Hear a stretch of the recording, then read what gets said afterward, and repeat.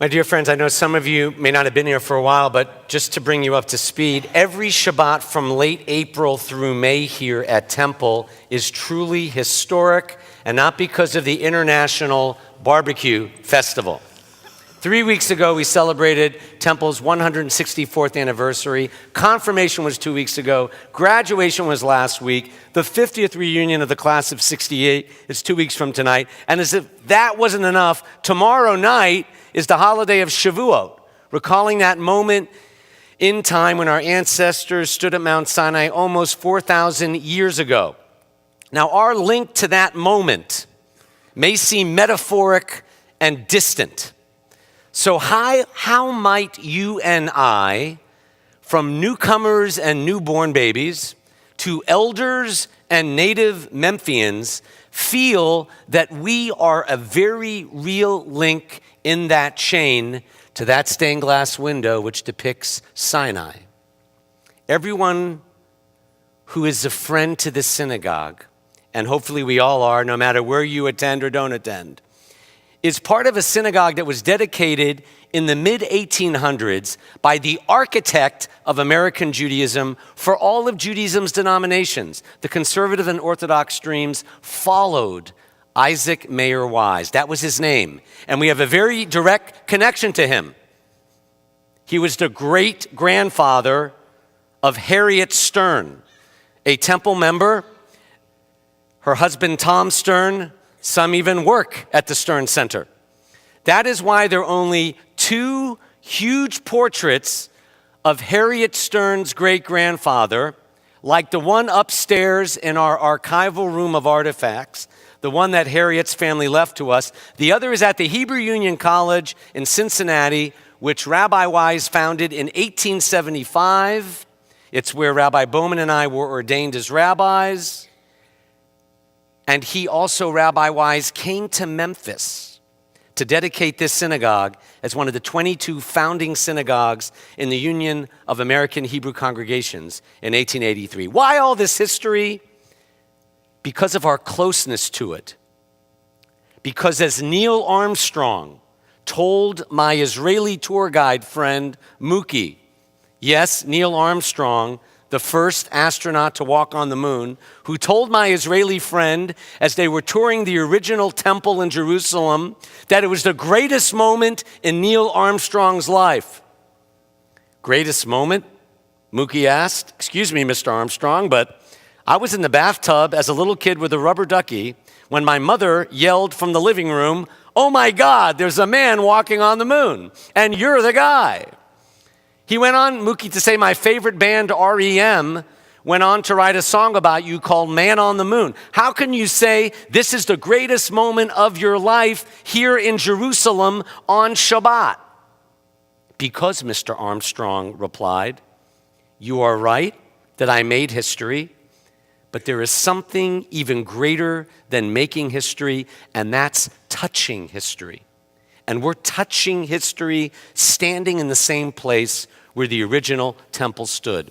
The story of American Judaism, my friends, after Israel, is arguably the greatest story in the history of the Jewish people. And on this weekend, recalling the history and destiny of the Jewish people since Mount Sinai, this is the Sabbath to appreciate, realize, value how we touch history too.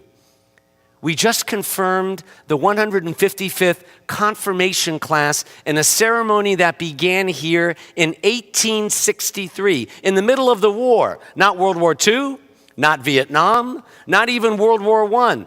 In the middle of the Civil War, it started. And that unbroken chain of thousands of youth since then saying, I am no longer a young Jewish kid. Now that I am driving with a license, I confirm the start of my life as a young adult Jew and the road that lies ahead as I strive to carry on the gift, this gift of Judaism in the future. That we just did that for the 155th year in a row affirms the central Jewish idea that we are all, each of us in the sanctuary and watching, part of something so much bigger than any one of us.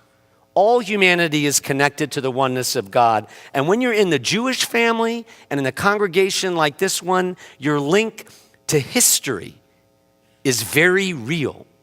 So Shavuot at its core, while linked to the spring harvest mentioned in the Torah, is really about our link to the original name of this congregation, Children of Israel, going back to Sinai. Sinai, the scene of the event which transformed our ancestors from a group of ex-slaves into a people committed to the ethical values of Torah and doing the right thing. Sinai, the place where our forebears experienced something so profound and sacred that it molded their character and shaped our destiny. Sinai, the site where God gave us the Torah, which, if you didn't know, was called by the 10th century rabbi our magnificent obsession, and inspired an entire body of Jewish literature, and as we've heard tonight, music to this day.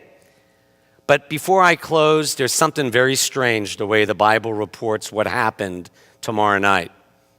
The Torah states that the children of Israel arrived at the foot of Mount Sinai in the 3rd month, and then it says, Bayom Hazeh, on this day, the Torah states they came to Mount Sinai. And the great sage Rashi notes that there's something wrong with the language of the statement. When we speak of something that happened in the past, we don't say on this day. We say on that day when I was in high school, or on that day. Why does the Torah speak of the giving of the Torah, which happened about 3,800 years ago, according to archaeology, in the present tense? And the answer is that the words of the Torah must always be received and felt and prayed as though they were being given right now.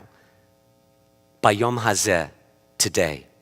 The giving of the Torah, my friends, is an event that embraces 2 tenses. Yes, it happened once upon a time in a certain place, but the Torah is hinting at a different idea, and that is the giving of the Torah, the Jewish way to live, to do, to heal, to be, to hope, must also happen today.